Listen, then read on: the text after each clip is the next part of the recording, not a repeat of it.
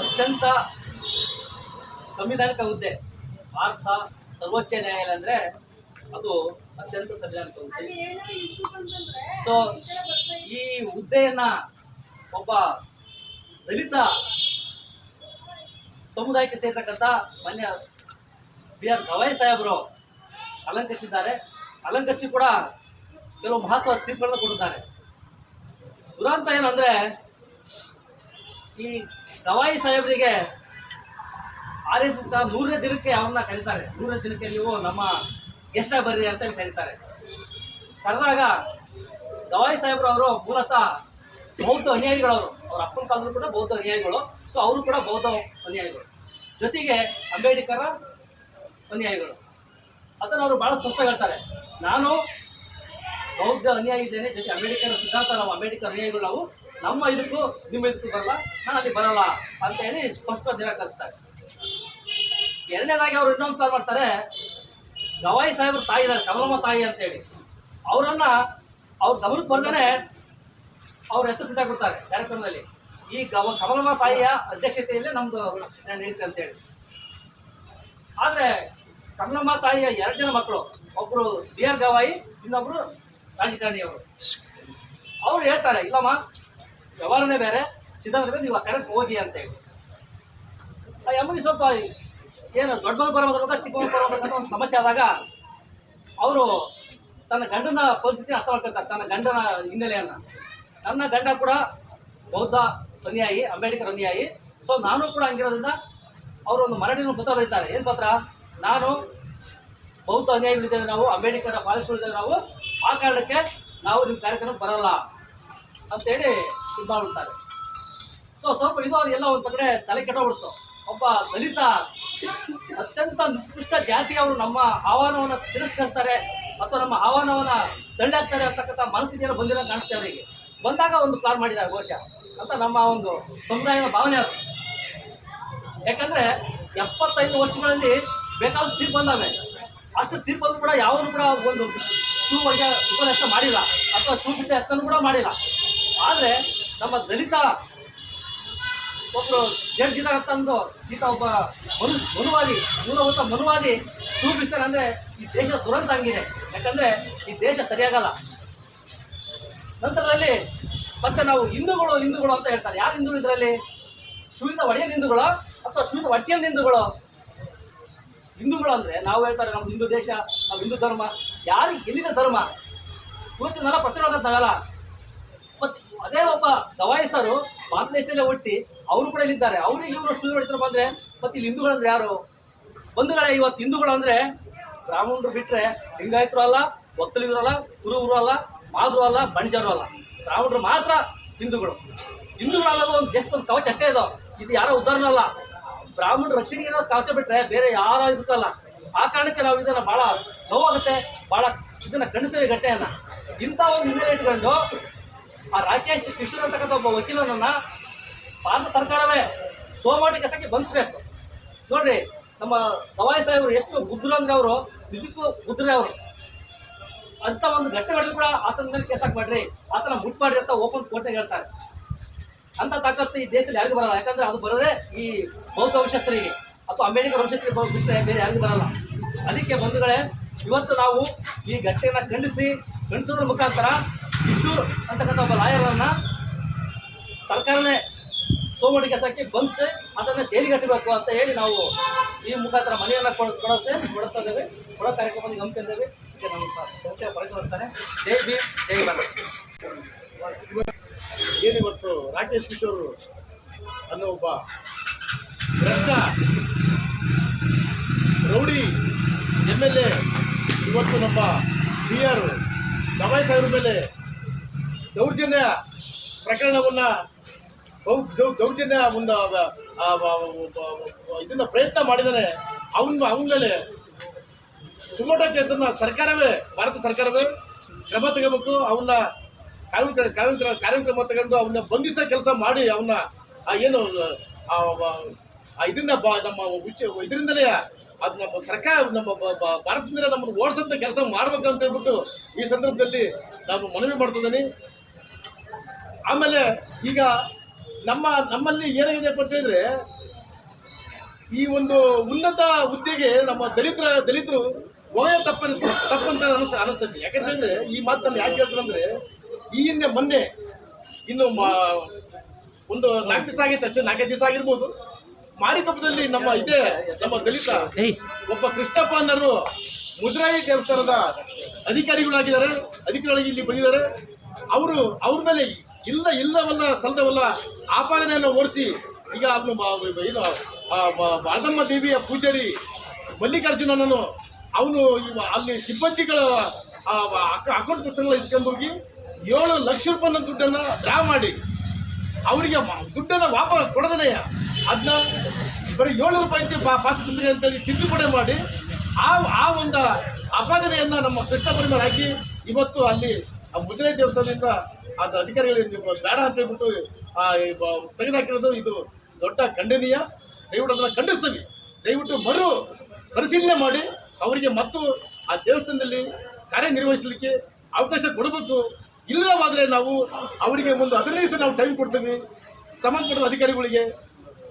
ಆದರೆ ಅಷ್ಟರೊಳಗೆ ಸರಿಯಾಗಿ ಅದನ್ನು ಸರಿ ಮಾಡಿ ಅವರಿಗೆ ಮತ್ತೆ ಮರು ಕೆಲಸ ತಗೊಳ್ಳದೆ ಹೋದರೆ ನಾವು ತಾಲೂಕು ದಂಡಾಧಿಕಾರಿ ಕಚೇರಿ ಮುಂದೆ ನಾವು ಪ್ರತಿಭಟನೆ ಧರಣಿಯನ್ನು ನಾವು ಉಗ್ರವಾದ ಹೋರಾಟವನ್ನು ಮಾಡ್ಕೋಬೇಕಂತೇಳಿ ಈ ಸಂದರ್ಭದಲ್ಲಿ ಹೇಳ್ತಾ ನಾವು ಈ ಮಾತನ್ನು ಮಾತಾಡೋಕ್ಕೆ ಅವಕಾಶ ಕೊಟ್ಟಂತ ನಿಮ್ಮೆಲ್ಲರಿಗೆ ಹೊಂದಿಸುತ್ತಾ ನನ್ನ ಮಾತನ್ನು ಮುಗಿಸಿದೆ. ಜೈ ಭೀಮ್, ಜೈ ಬಿಕೆ.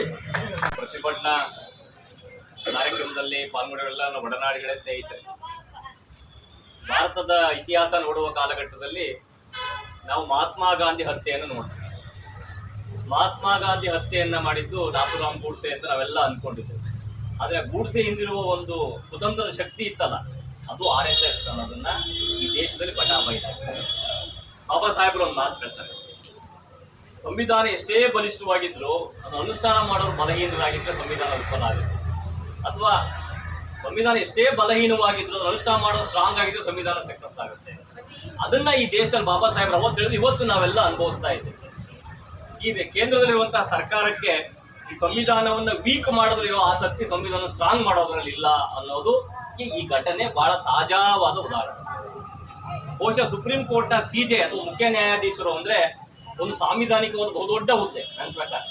ಯಾಕಂದ್ರೆ ಸುಪ್ರೀಂ ಕೋರ್ಟ್ ಅನ್ನು ಅಥವಾ ನ್ಯಾಯಾಂಗವನ್ನು ನಾವು ಸಂವಿಧಾನದ ಕಾವಲು ನಾಯಿ ಅಂತ ಕರಿತೀವಿ. ಅದು ಕಾವಲು ನಾಯಿ ಅನ್ನೋದು ಒಂದು ಸ್ಥಾವರ, ಆದ್ರೆ ಅದಕ್ಕೆ ಜೀವ ತುಂಬೋರು ಯಾರು ಅಂದ್ರೆ ಅಲ್ಲಿ ಕೂತಿರುವಂತಹ ಮುಖ್ಯ ನ್ಯಾಯಾಧೀಶ. ಅಂತಹ ವ್ಯಕ್ತಿಯ ಮೇಲೆ ಶೂ ಎಸೆಯುವಂತಹ ಅಥವಾ ಚಪ್ಪಲಿ ಎಸೆಯುವಂತಹ ಪ್ರಯತ್ನ ಇದೆಯಲ್ಲ, ಇದು ಸಂವಿಧಾನದ ಮೇಲೆ ಶೂ ಎಸೆದಂತ ಪ್ರಯತ್ನ, ಬರೀ CJ ಮೇಲೆ ಎಸೆದಂತ ಪ್ರಯತ್ನ ಅಲ್ಲ ಅನ್ನೋದನ್ನ ನಾವೆಲ್ಲ ಸೂಕ್ಷ್ಮ ಗಮನಿಸಬೇಕು. ಆಯ್ತು, ಆ ಶೂ ಎಸೆದ ವ್ಯಕ್ತಿಯ ಹಿನ್ನೆಲೆಯನ್ನ ನಾನು ತೆಗೆದು ನೋಡಿದೆ, ನೀನು ಗೂಗಲ್ ಎಲ್ಲ ಸರ್ಚ್ ಮಾಡಿದೆ.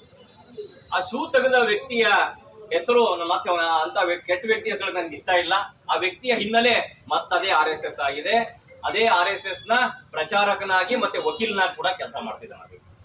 ಅಂದ್ರೆ ನಾವಿನ್ನು ಅರ್ಥ ಮಾಡ್ಕೊಳ್ಬೇಕು, ಹೇಗೆ RSS ಸಂವಿಧಾನವನ್ನ, ಬಾಬಾ ಸಾಹೇಬ್ರನ್ನ ಮತ್ತೆ ಈ ದೇಶದ ನ್ಯಾಯಾಂಗ ವ್ಯವಸ್ಥೆಯನ್ನ ಬಲಹೀನ ಮಾಡೋದ್ರ ಜೊತೆಗೆ ನಮ್ಮಂತಹ ಏನು ದ್ರಾವಿಡಿಯನ್ ಇದೀವಿ, ಮೂಲ ಸಂಸ್ಕೃತಿ, ಮೂಲ ಜನಸಂಸ್ಕೃತಿಯನ್ನು ನಮ್ಮ ಕರಿತನ ಮೂಲ ಏನಿದೀವಿ, ನಮ್ಮನ್ನ ಬಲಹೀನ ಮಾಡುವಂತಹ ಕುತಂತ್ರ ಕೂಡ ಅಡಗಿದೆ. ನಾವಿದನ್ನ ಬರೀ ಸುಪ್ರೀಂ ಕೋರ್ಟ್ CJ ದಾಳಿ ಅಂತ ಅನ್ಕೊಳ್ಬಾರ್ದು, ನಮ್ಮ ಮೇಲೆ ಪ್ರತಿಯೊಬ್ಬರ ಮೇಲೆ ನಡೀತಿರೋ ದಾಳಿ ಅನ್ಕೋಬೇಕು. ಆಗ ಮಾತ್ರ ನಮಗೆ ಈ ಘಟನೆಯ ಪ್ರಭಾವ ಮತ್ತು ಪರಿಣಾಮ ಅರ್ಥ ಆಗುತ್ತೆ ಅನ್ನೋದನ್ನ ನಾವೆಲ್ಲರೂ ಅರ್ಥ ಮಾಡ್ಕೊಳ್ಬೇಕು. ಆ ಹಿನ್ನೆಲೆಯಲ್ಲಿ ಈ ಒಂದು ಏನ್ ಮನವಿ ಕೊಡುವಂತ ಪ್ರಯತ್ನ ಇದೆ, ಇದು ಬಹಳ ಒಳ್ಳೆ ಬೆಳವಣಿಗೆ. ಇದು ಇಡೀ ದೇಶದಲ್ಲಿ ಆಗ್ಬೇಕು. ಆಗ ಈ ದೇಶದ ಸಂವಿಧಾನ ನಮ್ಮನ್ನು ರಕ್ಷಿಸುತ್ತೆ. ಕೆಲವರು ಹೇಳ್ತಾರೆ ಧರ್ಮೋ ರಕ್ಷಿತ ಅಂತ. ನನಗೆ ಅದ್ರ ಬಗ್ಗೆ ನಂಬಿಕೆ ಇಲ್ಲ. ನನಗೆ ನಾವು ಸಂವಿಧಾನ ನಮ್ಮನ್ನು ರಕ್ಷಿಸುತ್ತೆ ಅನ್ನೋ ವಿಚಾರ ಮೇಲೆ ನಂಬಿಕೆ ಇಟ್ಕೊಂಡಿರೋನು. ಹಾಗಾಗಿ ಈ ಮನವಿಯನ್ನ ನಾನು ಬೆಂಬಲಿಸ್ತಾ ನಿಮ್ಮೆಲ್ಲರಿಗೂ ಕೂಡ ಶುಭಾಶಯಗಳನ್ನ ಕೊಡ್ತೇನೆ. ಸಂವಿಧಾನದ ಅಡಿಯಲ್ಲಿ ದರ್ಶನ್ ಅವರೇ, ಈ ದೇಶದಲ್ಲಿ ಅಪರೂಪ ಕಂಡಂಥ ದೇಶ ಸಂವಿಧಾನ ಬರೆದಂಥ BR ಅಂಬೇಡ್ಕರ್ ವಾದವನ್ನು ಇಟ್ಟುಕೊಂಡು ಆ ಸಂವಿಧಾನದ ಅಡಿಯಲ್ಲಿ ಅವನು ಏನು ವಕೀಲರಾದರೂ ಅದು ಮನಸ್ಥಿತಿ ಎಲ್ಲಿ ಆ ಮಟ್ಟಕ್ಕೆ ಹೋಯಿತು ಅನ್ನೋದು ಒಂದು ಮಾತಿದೆ, ನಂಗೆ ಹೇಳ್ತೀನಿ. RSS ಒಂದು ಮಾತಿದೆ, ಮುಳ್ಳಿಂದಲೇ ತೆಗಿಬೇಕು. ಈಗ ಇದು ಗಾದೆ ಹುಟ್ಟಿದ್ದಲ್ಲ, ಇದು RSS ಹುಟ್ಟಿಸಿದ್ದು ಮುಳ್ಳಿಂದಲೇ ತೆಗಿಬೇಕು ಅಂತ. ನಾವೇನು ಭಾರಿ ಸಂವಿಧಾನ ಅಂತ ಎಲ್ಲ ಓಡಾಡ್ತಿದೀವಲ್ಲ, ಆ ಸಂವಿಧಾನ ಬಿಟ್ಟರೆ ನಮ್ಮನ್ನು ವೀಕ್ ಮಾಡಬೇಕು. ಅದಕ್ಕೆ ನಾನು ಬಾಬಾ ಸಾಹೇಬ್ ಉಲ್ಲೇಖ ಹೇಳಿದೆ, ಸಂವಿಧಾನ ಎಷ್ಟೇ ಪ್ರಬಲವಾಗಿದ್ರು ಅದು ಅನುಷ್ಠಾನ ಮಾಡೋದು ವೀಕ್ ಇದ್ರೆ ಸಂವಿಧಾನ ವಿಫಲ ಆಗುತ್ತೆ. ಅದು ನಮ್ಮ ದೇಶದಲ್ಲಿ ನಡೀತಾ ಇದೆ. ಅದೇ ನಿಮ್ಮ ಪ್ರಶ್ನೆಗೆ ಉತ್ತರ. Okay, thank you. ತಹಶೀಲ್ದಾರ್ ಹಾಗೂ ತಾಲೂಕು ದಂಡಾಧಿಕಾರಿಗಳು, ತಾಲೂಕು ಕಚೇರಿ ಹೊನ್ನಾಳಿ, ದಾವಣಗೆರೆ ಜಿಲ್ಲೆ ಮಾರಿಕೊಪ್ಪ ದೇವಸ್ಥಾನದ ಭ್ರಷ್ಟಾಚಾರ ತನಿಖೆ ಮಾಡಲು ಪ್ರಾಮಾಣಿಕ ದಕ್ಷ ಅನುಭವಿ ಮುಜರಾಯಿ ಅಧಿಕಾರಿ ಕೃಷ್ಣಪ್ಪರವರನ್ನು ಮಾರಿಕೊಪ್ಪ ದೇವಸ್ಥಾನಕ್ಕೆ ಪುನಃ ನೇಮಿಸಲು ಮನವಿ.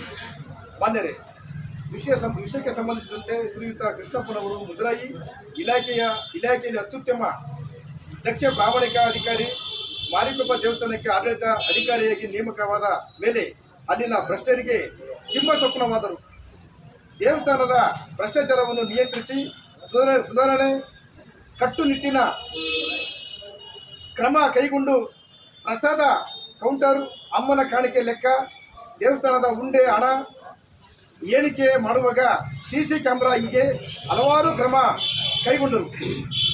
ಮತ್ತು ತೇರು ಮಾಡಲು ಸಾರ್ವಜನಿಕರಿಂದ ಹಣ ಸಂಗ್ರಹಿಸಿದ ಈ ವಿಷಯ ಕೃಷ್ಣಪ್ಪನವರ ಗಮನಕ್ಕೆ ಮಾರಿಕೊಪ್ಪದ ಗ್ರಾಮಸ್ಥರು ತಂದಾಗ ಹಣ ಎತ್ತಲು ಯಾರು ಅನುಮತಿ ಪಡೆದಿದ್ದೀರಿ ಎಂದು ಪ್ರಶ್ನಿಸಿದಾಗ ಭ್ರಷ್ಟರಿಗೆ ಭಯ ಪ್ರಾರಂಭವಾಯಿತು.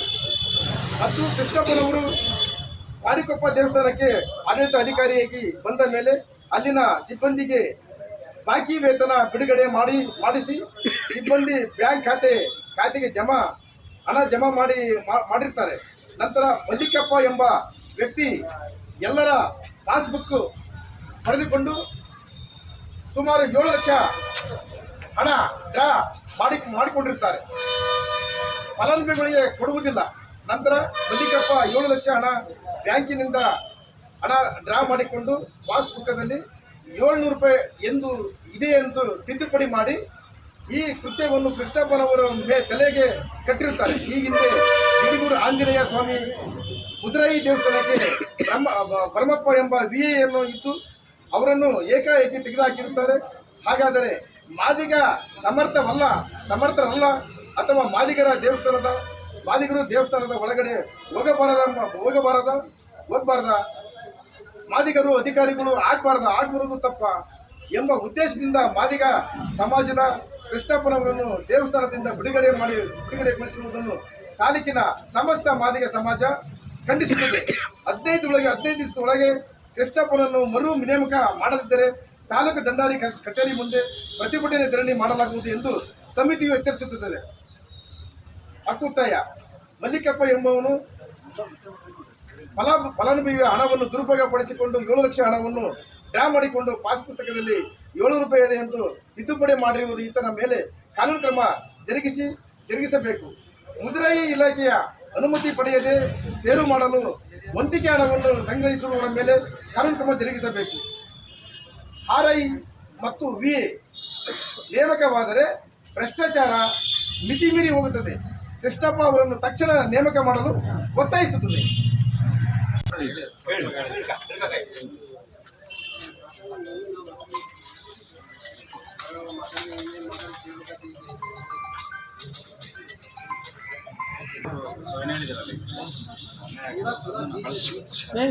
ಕೃಷ್ಣಪ್ಪರ ಏನಾಗಿದೆ ಅದಕ್ಕೆ ಈಗ ನಾವು ಎನ್ಕ್ವೈರಿ ಮಾಡ್ತಾ ಇದ್ದೀವಿ. ಯಾವಂತ ತಪ್ಪಾಗಿದೆ ನೋಡಿ ವಿಚಾರ ಮಾಡಿ ಅವ್ರದ್ದು ಅಭಿಪ್ರಾಯ ತಗೊಂಡು ಕೃಷ್ಣಪ್ಪ ವೈಯಕ್ತಿಕವಾಗಿ ಯಾರ್ದು ಏನಿಲ್ಲ, ನಮ್ಮಲ್ಲಿ ಅಂತ ಹೇಳ್ತಾರೆ. ಈಗ ಒಂದೇ ಮತ್ತೆ ಹೇಳಕ್ಕೆ ಬಂದರೆ ಅವ್ರು ಒಂದೇ ಸಮಸ್ಯೆ ಅವರು ನಮ್ಮ ದಲಿತ ವರ್ಗದಲ್ಲಿ ಇಂತಿಂತ ಸ್ಥಾನಗಳ ಸಿಗಬಾರ್ದ ಕೃಷ್ಣಪ್ಪ ವಿಚಾರ ಮಾಡಿ ಅನ್ನೋದು ನಮ್ಮ ಪ್ರಶ್ನೆ. ಹಾಗಾಗಿ ತಾವು ಕುಲಕ್ಷಮಿಗೆ ತನಿಖೆ ಮಾಡಿ ಅವ್ರಿಗೆ ನ್ಯಾಯ ಕೊಡಿಸಬೇಕು ಕೆಲಸ ಮಾಡಬೇಕಂತ ಈ ಸಂದರ್ಭದಲ್ಲಿ ನಿಮಗೆ ಹೇಳ್ತೇನೆ. ಮಾಡ್ತೀವಿ. ಧನ್ಯವಾದ.